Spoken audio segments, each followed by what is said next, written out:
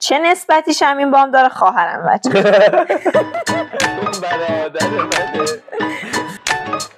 سلام علیکم. سلام. چطورید بچه ها؟ باورتون میشه بالاخره تونستم راضیش کنم که برای ویدیوی Q&A که ماه پیش ازتون سوالاشو پرسیده بودم بیاد. لطفاً یه دست به افتخارتون. مرسی از شما دوست عزیز برای حضورتون توی این ویدیو. خوشحالیم که در این برنامه شما رو میبینیم. عزیزم بده این سوالا سورپرایز هست. چه خبر شمیم جان؟ میدونی که از ویدیوهای آخری که توی ویلاگام بودی ماها میگذره. چه احساسی داری الان این افتخار نصیبت شد که بیای جلوی دوربین این تریبونی که ما داریم صحبت بکنی؟ میخواستم خب برای من که توی مدت خیلی اتفاق افتاده، کارم خیلی تغییرات کرده که تو چنل خودم آپدیتشو میذارم. واقعا همیشه جوانه و جویای نام، ولی خب چنل نداره بچه ها. شایم هر سری هم میگی چنل، بچه ها دنبال چنلشو سابسکرایب کنید بچه ها. یه سری سوالات نمیتونیم بخونیم. آره بچه ها، بی تربیتی سوالاتون.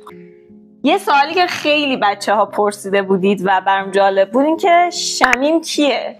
دختره؟ پسره؟ میخوای خودتو معرفی کن؟ چالشای اسمت به بچه ها بگو. من بچه ها پسرم. obviously. بعد تاج سر صحبا خانم شوهرشم هستم. آقاییم هستن. چندش؟ چقدر عجیب گفتی شوهر صحبا خانم. خب بذار پس اینجاشو کات کن. 28 سالمه. چی؟ 29 سالمه. 29 سالته؟ آره. باشه 28 9. یعنی بعدش میشه 30 الان تولدم که میشه. نه 29 کامل میشه. عشقم من 28 سالمه. الهی بمیرم. Moment of truth. ویدیو هست که میگه که در 70 یا 30 سال گلایی در نگاش کنه. دقیقاً. عزیزم شاید باور نشه ولی چند ماه دیگه نه عشقم سال دیگه سزاشه. نه 1404 سیم کامل میشه. سیم 73 403 تموم شد و رفت.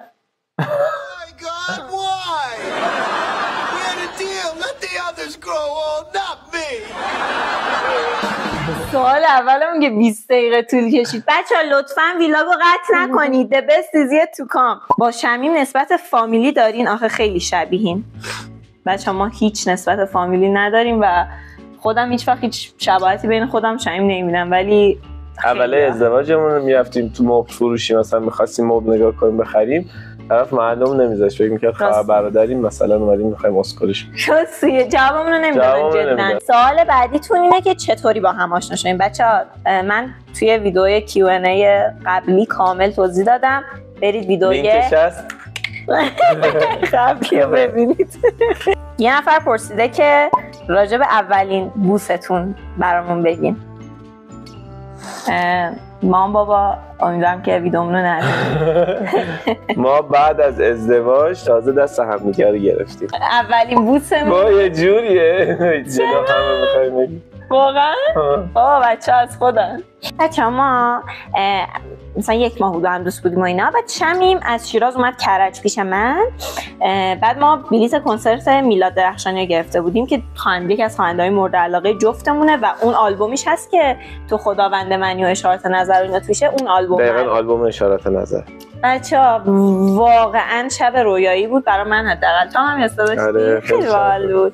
بعد دوستامون رو رسوندیم و دم آپارتمان یکی از دوستامون همدیگر بوس کردیم. یکی پرسیده پرتکرارترین فحشی که بینتون رد و بدل میشه چیه؟ نخور. اولین دعواتون تو یادته؟ احساس میکنم که از اولین دعواهامون همون دوران دوستیمون بود. آره دیگه.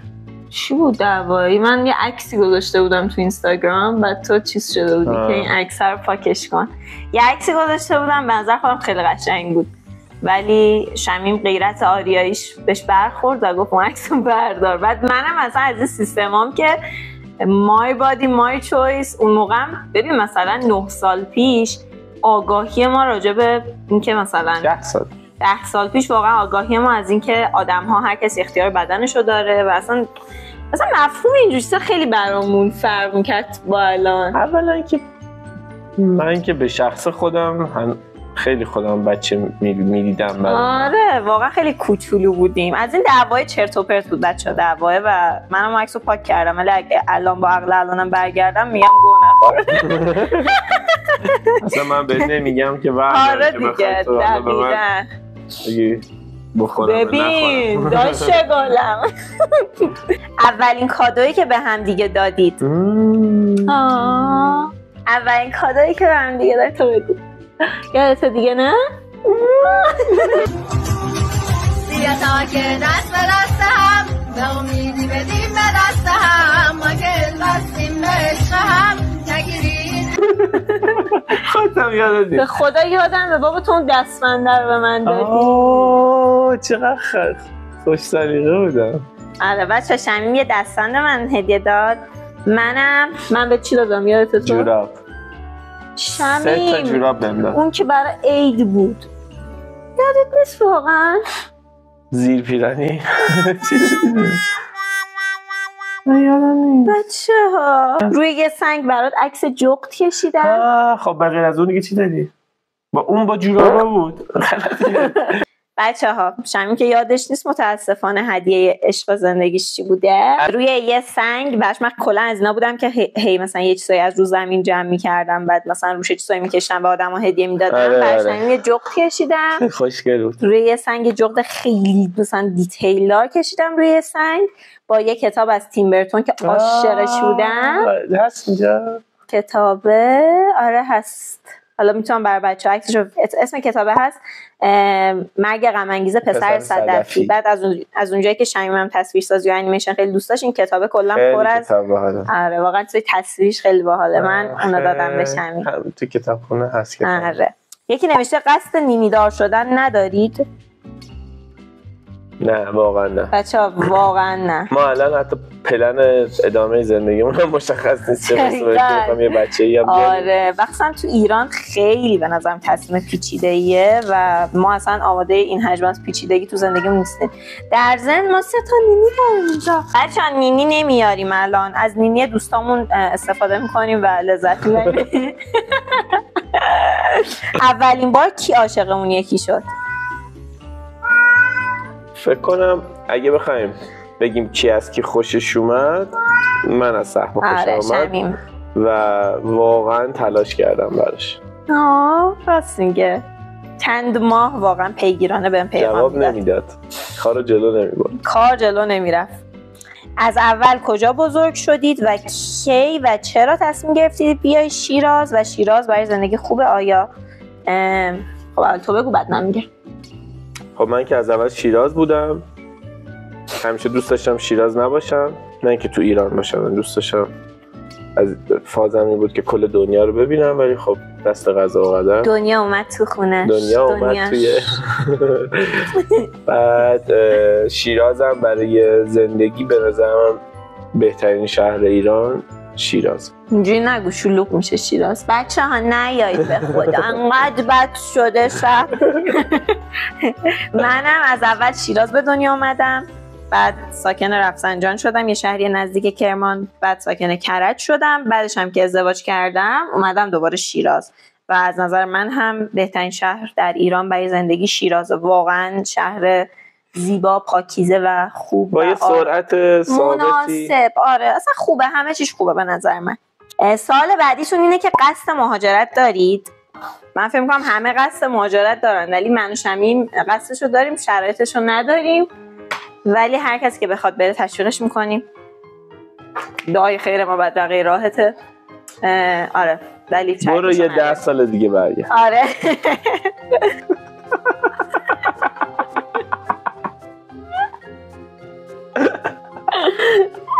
سال بعدی که ازم پرسیدین اینه که کی ازدواج کردید؟ تاریخ 24 تیر 94 ازدواج کردیم. بعد 4 روز از تولد من اگه خواستید کادو بفرستید دم خونمون، کد پستی رو تو کپشن می‌نویسم براتون. با کلی اصرار هم ازدواج کردیم. آره چون خیلی کم سن بودیم. مثلا خانواده اینجوری بودن که نه، ولی جفتمون می‌خواستیم ازدواج کنیم با هم دیگه و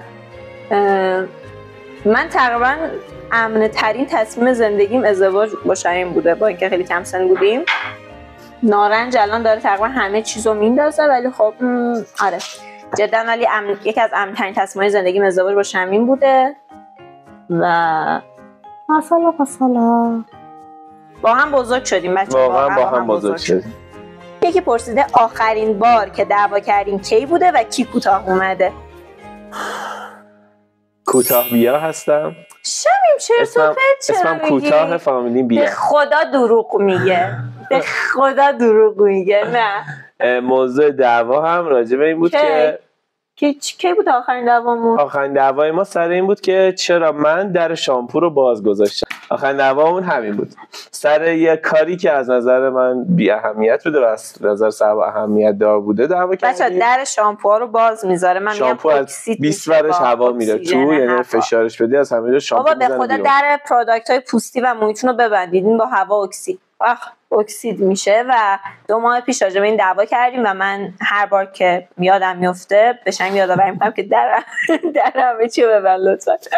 بعد از اون دعوا من تمام پروداکت های پوستی و مویی خودم رو جدا تهیه کردم و در همشون رو باز گذاشتم و گذاشتم توی همون. عقده این سر من دیگه من کوتاه‌بیای این رابطه. زیر این پست کامنت کنید که به نظرتون در شامپو باز باشه، شامپویی که میخواد تا 10 روز بعدش تموم بشه اکسید میشه یا نه؟ عزیزم شامپوهای ما 10 روزه تموم میشه. والا من نمیدونم یه ذره کله و موداری چجوری 10 روزه شامپو و سر اینم باید دعوا کنیم که تو اسراف میکنی. گربه هاتون واگذاری گرفتین و شرایطش چجور بوده؟ این بچه کلا یه ویدئوی کامل میتونه باشه راجع به گربه ها، ولی آره 3 تاشون واگذاری ان و پیشیای توی کوچه خیابون بودن.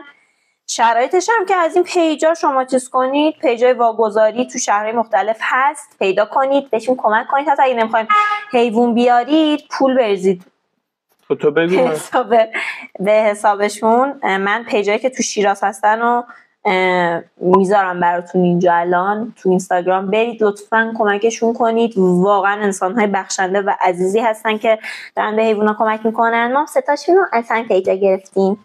بچه مرسی از اینکه این ویدیو رو دیدید، خیلی حال داد. وسطش کلی خندیدیم، ویدیو قطع شده بود. نه هست کنیم اون خنده‌مون هست. آره وسطش کلی چرت و پرت دیگه هم گفتیم. به خودمون خیلی خوش گذشت. بخوام دوباره از این سوالا بپرسیم Q&A بیایم دو تایی با هم جواب بدیم. مرسی ازتون، خیلی دوستتون داریم. مرسی شمیم که اومدید تو این ویدیو. مراقب زیباییاتون باشین. امروز جمعه است، هوا شیراز سرد شده، یکم سرد شده، خوشحالیم جفتمون. ولی خب بذاری گیجه لباس گرمامون رو بردیم بیرون. آره الان می‌خوایم بریم یه سالاد خفن درست کنیم دیگه. این ویدیو انقدر طولانی شد که اونو براتون ویدیو نمی‌گیریم. خداحافظ.